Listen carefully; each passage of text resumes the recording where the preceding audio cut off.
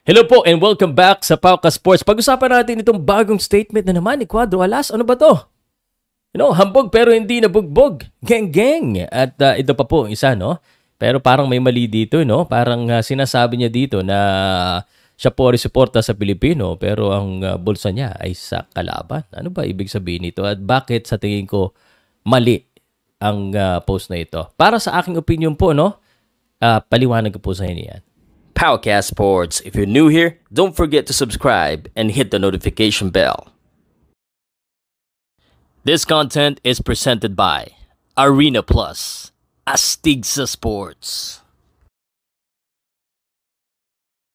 Nung isang araw, nag-post si Cuadro Alas, It's My Boy. Sinasabi kong Cuadro Alas, It's My Boy. Papaliwanag ko lang po kasi ako po ay naniniwala na hindi po si General Casimero mismo ang nagpo-post nito. At dahil kung si Casimero mismo, alam kong nararamdaman niya ang nararamdaman ng boksingero at medyo hindi naman siya vlogger katulad ko or news article na ganito Pare-pareho po sila ng baro. Dapat sila ay nagsusuportahan sa isa't isa. So una-una, nag-post siya ng hambog pero hindi hubog na parang hindi lasing. Ngayon, hindi nabugbog, geng-geng. Okay lang yan. Nothing there. No wrong there. Yan ang kanilang post. Pero dito, medyo may pagkakamali yata. No? Explain ko po sa inyo kung bakit at dapat sa tingin ko, no? Dapat yung mga ganito, hindi na, sa tingin ko lang hindi na pinopost. Pero, opinion niya yan. At kung gusto niya matrend at gusto niya pag-usapan, yan na nga. Pag kontrabida role, baka yun po talaga gusto nila. Kaya trending na naman. Pero pag-usapan po natin, explain ko po sa inyo kung bakit. And I'm doing this as objective as possible. Wala pong bias. Kasi sa tingin ko, medyo nakakasakit na rin po ito sa boksingero mismo, kay Marlon Tapales. Basahin po natin ito. Hambog na kung hambog. Sabi, mayabang naman kung mayabang. Real talk lang kasi ako. Ayaw ko ng plastic. Oo, Pilipino ako, pero hindi ibig sabihin pati bulsa ko. Gusto nyo doon ako tatalpak sa Pilipino. Alam ko at alam ninyo sino ang mananalo at kung hindi kayo plastic, PM nyo ko. Talpakan tayo. Yan. Anong mali dito? Siguro may dahilan siya. Dahil ako, aminado naman tayo lahat dito, no? Kung tayo po ay nanonood ng boxing, alam natin na lamadong-lamado po itong si Naoya Inoue. No?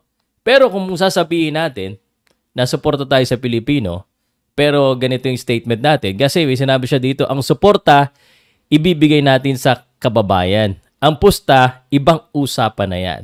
Yan, nakasulat. Marahil totoo ito sa karamihan. Karamihan ng Pilipino. Pero para ipangalandakan ng ganyan at naghamon pa ng pustahan na dun siya sa kalaban, parang isipin mo na lang kung baligtad ang nangyari. Isipin mo na lang kung sabihin ng isang boksingero na sikat din na kay Cuadro Alas ako pero pupusta ako sa kalaban. Paano ka naging sa Pilipino kung sa kalaban ka pupusta? Tas ipapangalandakan mo pa. Pag mga ganyan po, dapat hindi na yan sinasabi.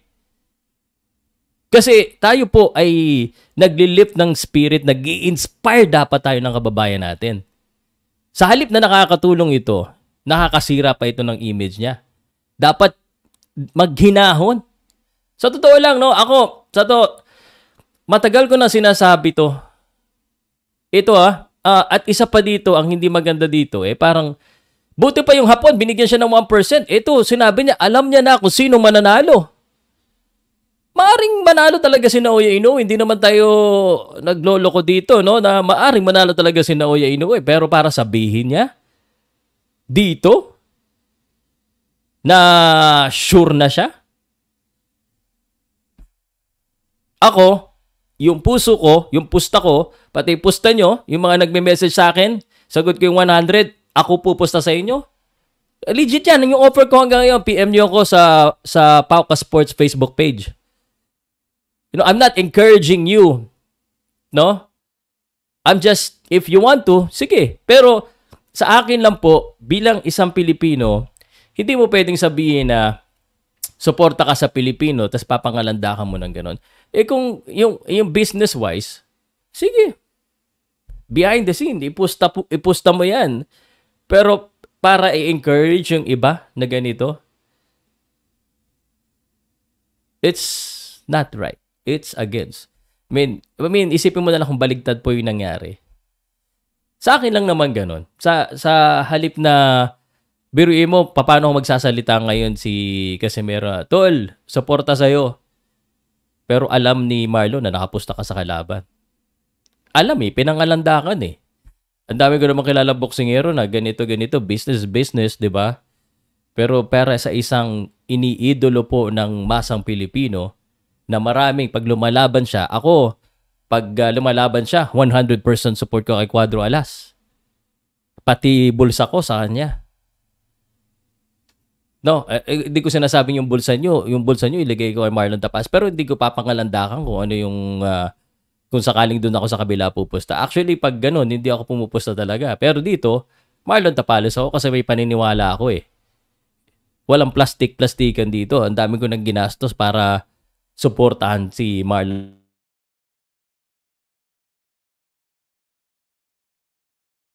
Bakit kailangan natin suportahan si Marlon? This is an undisputed fight. First time po para sa Pilipino. Manalo, matalo, basta maganda ipakita ni Marlon Tapales, panalo na tayo dyan. Kasi mag-aangat po yan eh. Isipin mo sa halip na Cuadro Alas lang ang ating inaangat. No? Angat din natin lahat. Lahat po iangat natin.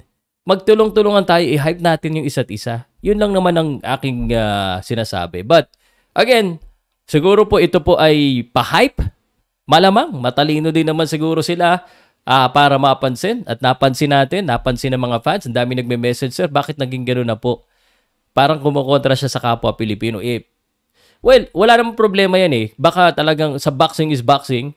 But mali lang yung statement. Kasi huwag mo sabihin sumusuporta ka, tapos ipapangalandakan mo na doon ka pala sa kabila. Di, sapat sabihin mo lang suporta tayo. Dihado. That's it. Aber, sa inyo yan. Beto sa akin, ito yon 100%. Message ka sa akin. Promise. Message ka. Kaalaman tayo.